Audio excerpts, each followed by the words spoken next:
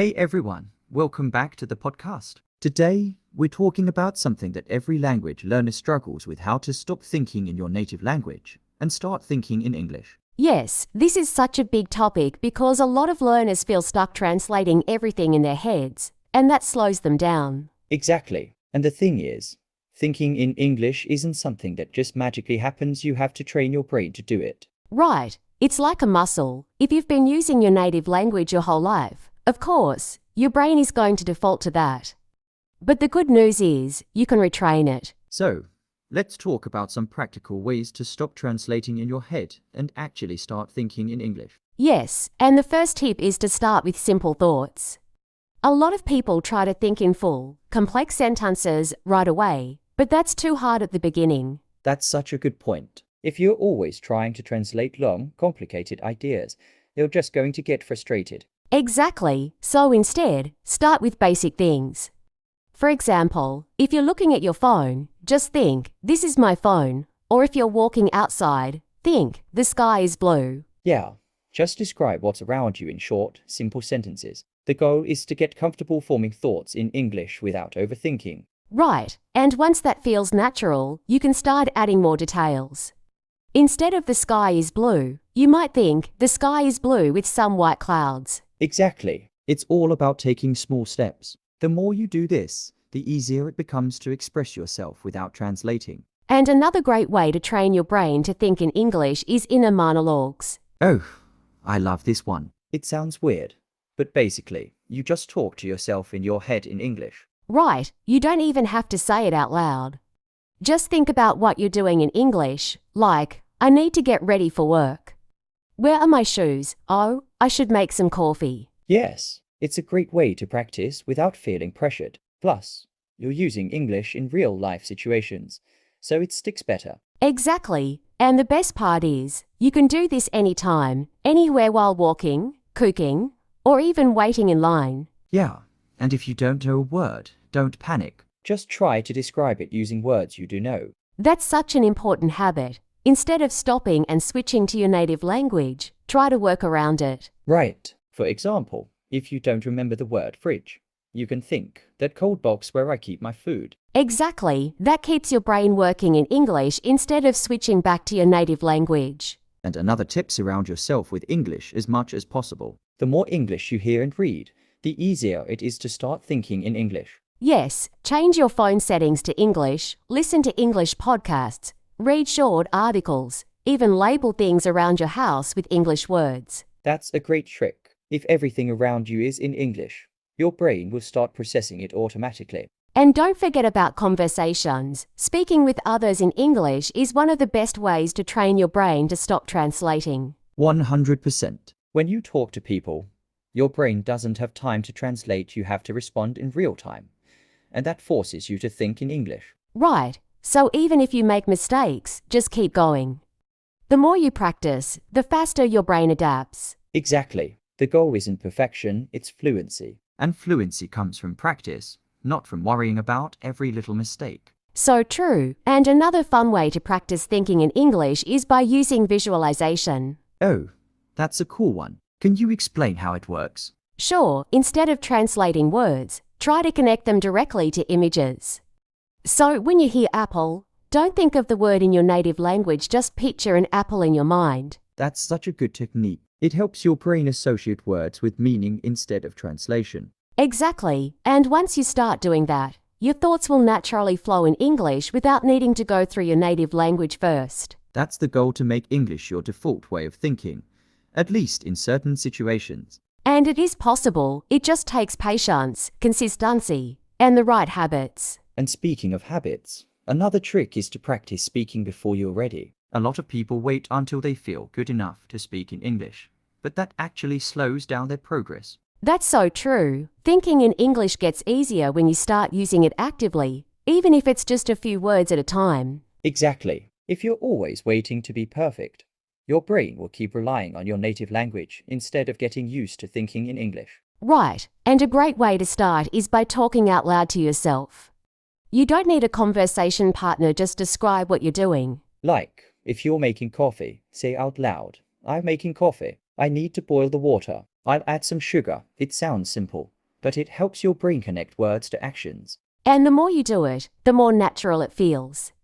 Eventually, you'll find yourself forming sentences in English without even thinking about it. Yes. And another fun way to do this is by narrating your day, almost like you're a character in a TV show. Oh, I love that.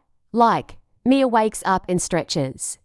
She grabs her phone to check the time, she walks to the kitchen and makes breakfast. Exactly. It makes learning more interactive, and it forces you to think in English without translating. And if you don't know how to say something, don't switch to your native language, just simplify it.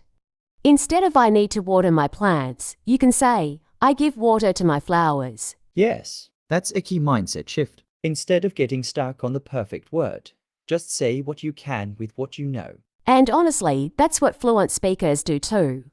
Even native speakers don't always use complex vocabulary. We just describe things in a simple way when we don't know the exact word. Exactly. And speaking of vocabulary, another tip is to learn words in context, not just as isolated words. That's a big one. If you just memorize word lists, it's easy to forget them. But if you learn them in full sentences or real-life situations, they stick better. Right. Instead of memorizing delicious, learn it in a sentence like, this pizza is delicious. That way, when you think about pizza, your brain will naturally connect it to delicious. And you can take it even further by learning collocations, words that often go together. Like, we don't just say make a decision, we say take a decision in some contexts. Yes. Learning words in chunks helps you stop translating because you start recognizing patterns. And a great way to do that is by reading in English, especially simple books or articles. That's true. Reading helps you see how words naturally fit together, and over time, your brain starts thinking in those patterns. And don't just read passively, try to rephrase sentences in your own words. Oh, that's a good exercise. Like if a book says, he quickly ran to the store, you could think, he rushed to the store. It forces your brain to process the meaning instead of just translating. Exactly. And if you don't know a word, try to guess from context instead of immediately looking it up. Yes, because if you stop every time you see a new word, you'll break the flow of thinking in English. And another great hack is using visual aids when learning new words. Instead of writing translations, use pictures. That's such a good idea. If you're learning the word sun, don't write the translation, just draw a simple picture of a sun. Right. That way, your brain links the word to an image, not another language. And the same thing applies to learning grammar. Instead of memorizing complex grammar rules, learn grammar through patterns and examples. Yes, if you see the sentence, she's going to the store, focus on the structure and how it's used, rather than thinking about a grammar rule. Exactly. The more you expose yourself to natural English, the more you'll start recognizing patterns without needing to translate. And that's really the goal, making English feel natural instead of something you have to figure out all the time. Yeah, because the more comfortable you get, the less you'll even realize you're thinking in English. It'll just happen automatically. And that's when fluency really starts to happen. And another way to make this process easier is by using English in your daily routines. The more you integrate it into your life, the faster your brain adapts. Yes, even small things, like writing your to-do list in English or setting your reminders in English, can make a big difference. Exactly. If you always see English around you, your brain starts treating it as normal instead of something separate from your daily life. And if you like journaling, try writing about your day in English. It doesn't have to be perfect, just a few sentences about what happened and how you feel. That's a great habit. And if writing feels too hard at first, you can just write bullet points, like, woke up early, had coffee, went to work. Right, it's not about writing long essays. It's about making English part of your thinking process. And speaking of making English part of your life, another great tip is changing your entertainment habits. Yes, if you always watch movies and shows in your native language, switch to English. Even if you start with subtitles, it helps your brain get used to hearing English naturally. And once you feel comfortable, try watching with English subtitles instead of your native language. That way, you're reinforcing English words without translating. Exactly. And eventually, you can try watching without subtitles and just focus on understanding the meaning from context.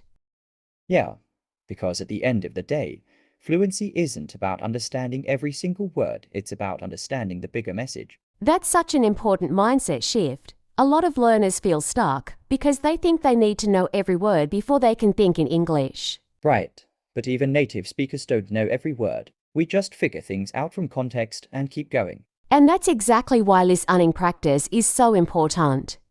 The more you hear English, the more your brain picks up on natural phrases and patterns. And that's where shadowing comes in. It's one of the best exercises for training your brain to think in English. Oh yes, for anyone who doesn't know, shadowing is when you listen to a sentence and immediately repeat it out loud, trying to match the pronunciation and rhythm. Exactly. It forces you to process English in real time, without translating. And you don't even have to understand every word at first.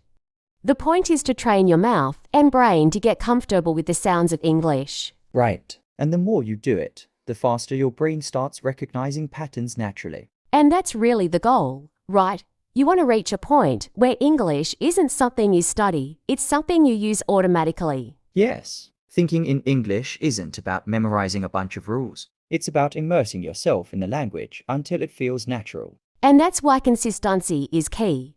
You don't have to spend hours every day, just small, daily habits add up over time. Exactly. Even 10-15 minutes of focus practice every day is better than studying for hours once a week and then forgetting everything. Yes, the brain learns best with regular exposure. So the more often you engage with English, the faster you'll stop thinking in your native language. And most importantly, don't be afraid of making mistakes. They're just part of the learning process. Right, if you focus too much on perfection, you'll slow yourself down. Just keep going, keep practicing, and trust that your brain will adapt. And before you know it, you'll be thinking in English without even realizing it. And another thing that really helps is talking to yourself in English throughout the day.